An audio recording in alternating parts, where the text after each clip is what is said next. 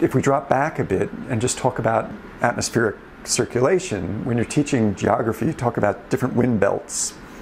And we talk about the Hadley cells. So you end up with rising air in the tropics. It ends up moving up to higher latitudes, dropping down again, and then coming back to the tropics again. And those, as it comes back down to the tropics, those are the trade winds.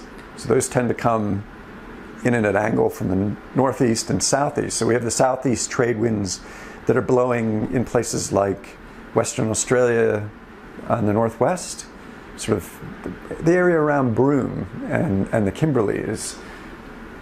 Lots of southeast trade winds, as well as the Great Barrier Reef. There's trade winds affect that area for much of the year. The area in the middle, where the air is rising, where classically a sailor would talk about the doldrums. So if you have fine blonde hair and you're standing in rising air, your hair actually might go up. And you don't feel the wind, but you're actually in rising air. And it tends to be a spectacular place to sail through, because these days, of course, we're on motorized boats. But in the bad old days, it tended to be a place where you got trapped and you couldn't move for weeks.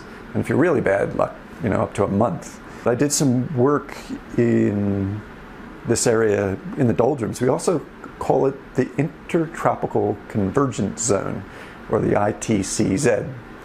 And it's spectacular because you end up with these columns of cloud that are vertical, that go from the sea surface up to the troposphere, which is 10 kilometers higher. So you end up with these clouds that are vertical columns going up 10 kilometers. And it's different from anything you've ever seen. And it's really, really spectacular if you ever get a chance to see it. And of course, you can be sitting in a boat here, and just several hundred meters away will be the bottom of one of these clouds. It'll be raining like crazy, but you're in sunshine. And these clouds aren't moving. They're just sitting in one place. And if you're standing on the deck of the ship, you can actually feel the air rising around you. And it's really, really neat. Of course, it's hot, it's humid, and all those good things. So that's the tropics, up into the subtropics where the trade winds blow. Then the next belt of wind are the westerlies. So these are the ones where a lot of the population of humans on the earth live. And they're the ones where the wind's blowing from the west.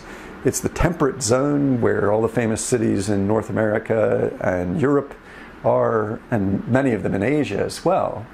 Tends to be the area where humanity feels very, very comfortable in terms of just the temperature range. And that's why it's called the temperate zone. Then when you get north of that, you end up with easterly winds again, going into the Arctic and the Antarctic. And so that is how rising and lowering air works around the globe. The cold air actually does settle and it goes down. So you end up with another mini Hadley cell happening at higher latitudes, which affects those wind belts.